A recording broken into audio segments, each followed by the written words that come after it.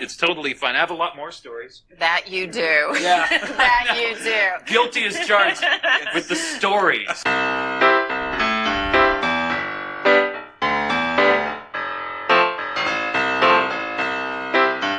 Hey everyone, welcome once again to I've Got Something to Say, featuring me, Chris Whiting.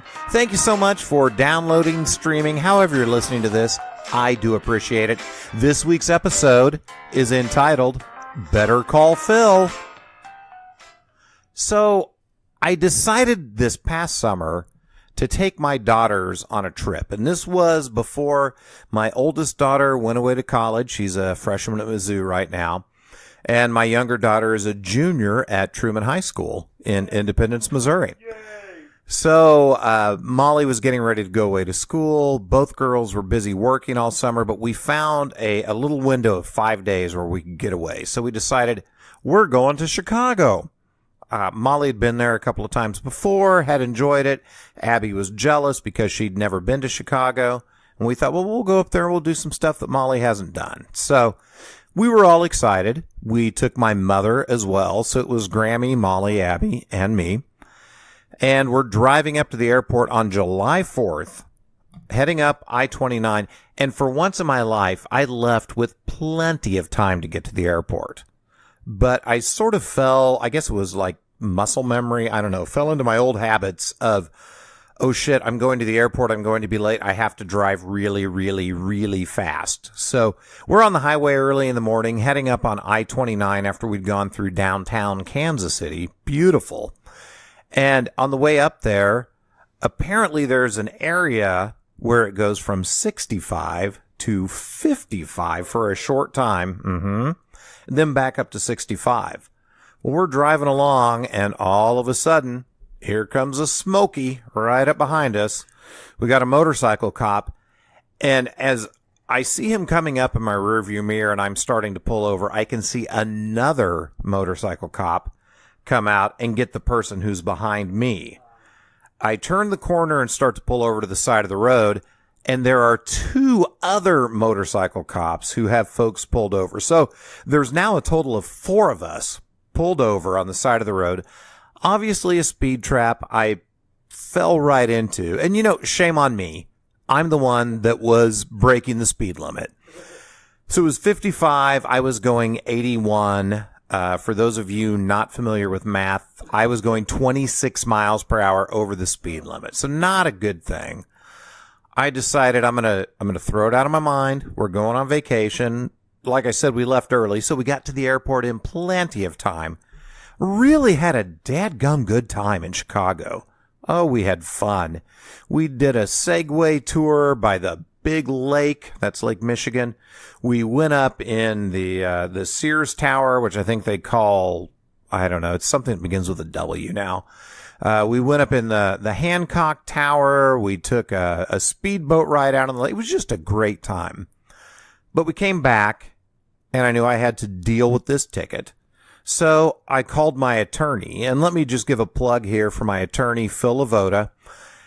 He is just really good, just a maestro of the courtroom, if you will, and he's helped me in other speeding tickets and things like that in the past. So I called him, hey, Phil, here's what's happened.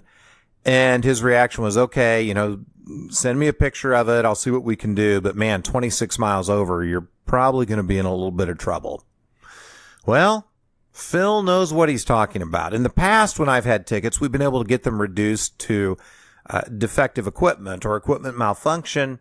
This time they're like, 26 miles an hour over. No, you got to pay a price. You got to do something.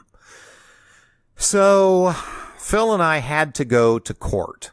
And this was my first time to actually be in a courtroom. And I've been through a divorce. There was a court order taken out, and all of that, but I didn't have to show up. So this was my very first time actually being in court.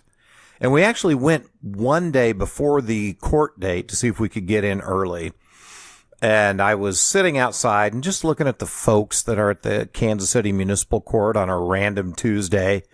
And it's quite a peanut gallery of various and sundry riffraff hanging out there. So Phil is going from courtroom to courtroom to see if there's someone that can get us in. And anybody that looks remotely close to an attorney is being stopped by the various riffraff outside the courtrooms going, hey, are you my public defender? And people are like, no, you're not. So there's guys near me. Phil walks by and these guys stop him and go, hey, are you my public defender?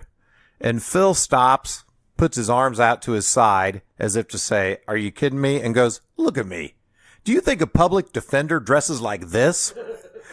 So the guys cracked up. Phil walked on. And then I heard one of them say to the other, now that's the guy you really want to be your attorney right there. We did not get in on that day. So we had to go back on the actual court date. And I show up. We walk into the courtroom and there's all these poor folks that are just dealing with multiple tickets and warrants and God knows what being called up one at a time. And I'm the only one sitting there with an attorney, which makes me feel kind of badass. I felt just a little bit Heisenberg, a little Bryan Cranston from Breaking Bad. Like, yeah, all right. I'm an outlaw. I've done something that's illegal, but I'm here in court. I got my good attorney with me. It's going to be all right. So he went up and talked to the prosecutor, came back and said, okay, here's what they're offering. You don't have to pay a fine. You've just got to pay court cost, $168. And you won't have points on your license, but you've got to agree to go to a half day of driving school. And, like, okay, well, I'll do it. So then we get called up to the bench and he enters my plea in with the lawyer. Again, I'm just feeling totally badass. Like I'm a bad boy. Look at me go. And if it were anything more serious than a traffic ticket, I'd probably be a blubbering mess. But for a traffic ticket, I'm like, yeah, all right. This, it's what I do. I get in trouble. I go to court. I get pinched. I don't sing, whatever. That's my deal. So I have to go to driving school. This was back in early September. The earliest they could get me into driving school. No, I'm sorry. It was August. The earliest they could get me into driving school, was October 6th, which was this past Saturday. So I tell them I need to come to driving school. I sign up for my half-day course. And I go in, and when I woke up, because I had to be there at 7:15 on Saturday morning. So my alarm went off at 6:15. It was Midtown area. I just wanted to make sure I had plenty of time to get there. And I was so not looking forward to it. And God bless my wife, Jane. She's very supportive. And I wake her up like, hey, I'm leaving. And she goes, you know what? Just really like try and get something out of it. You've got to be there for 4 hours. See what you can learn. So I take off and I'm like, you know what? Darn it. She's right. I need to see what I can get out of this. I'm not going to say I'm the world's best driver. Maybe there's something I can get from this. So I go to class, show up. There's about 30 of us in the class.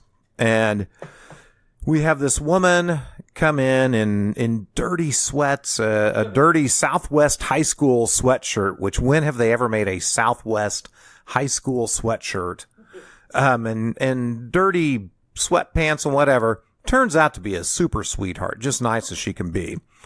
So the class starts, she welcomes us all, and starts by telling us war stories of being a gym coach in the Kansas City School District. Nothing to do with driving. Tells us about some smart-ass kid that they were playing dodgeball, and she just reamed him with one of those 8.5-inch red rubber playground balls for being a smart-ass. And then he cried and said he was going to tell his mom. And she said, the hell you are. And then the whole class said, yeah, you're not going to do it or we're going to get you. So it was a really touching story of bullying of a student. We went from that to the size of the rats that were in her school.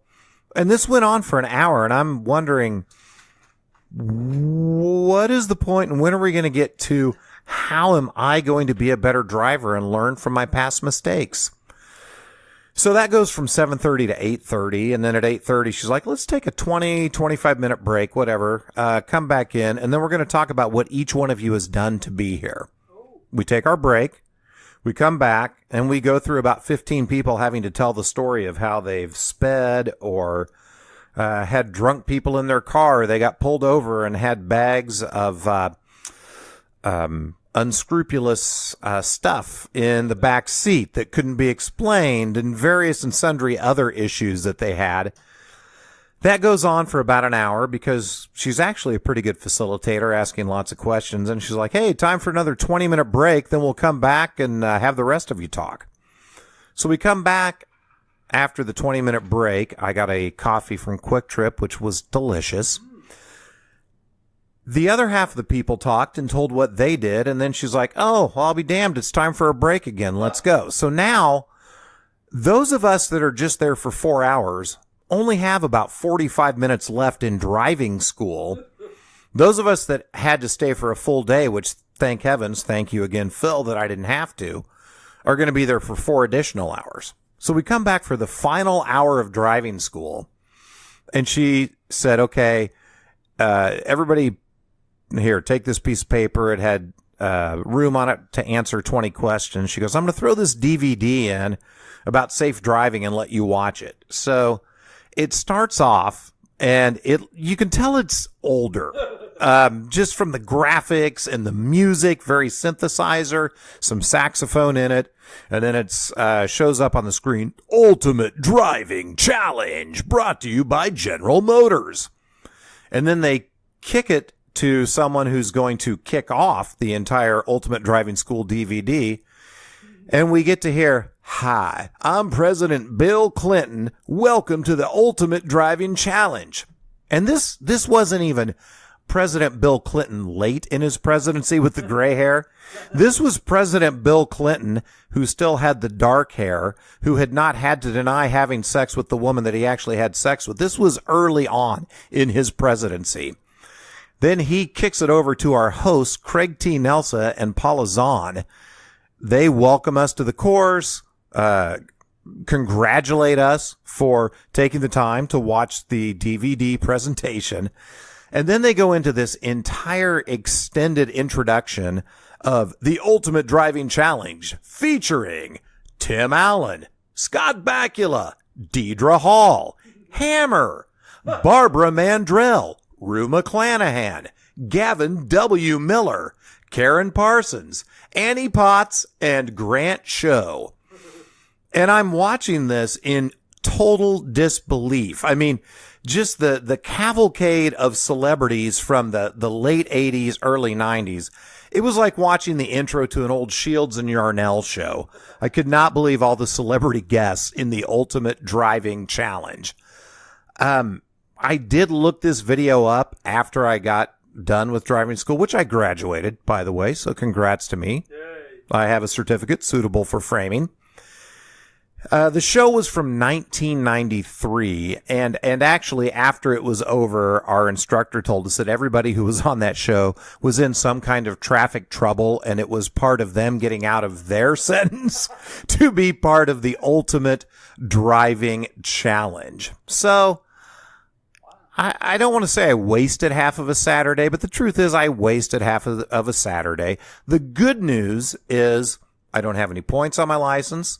I'm on unsupervised probation for 1 year, which also kind of makes me feel like a badass.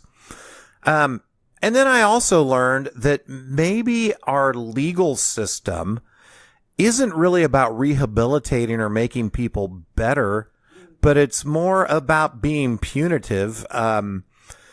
And there could be some room to look at the criminal justice system. I'm not saying that I'm going to be a champion for doing that just yet.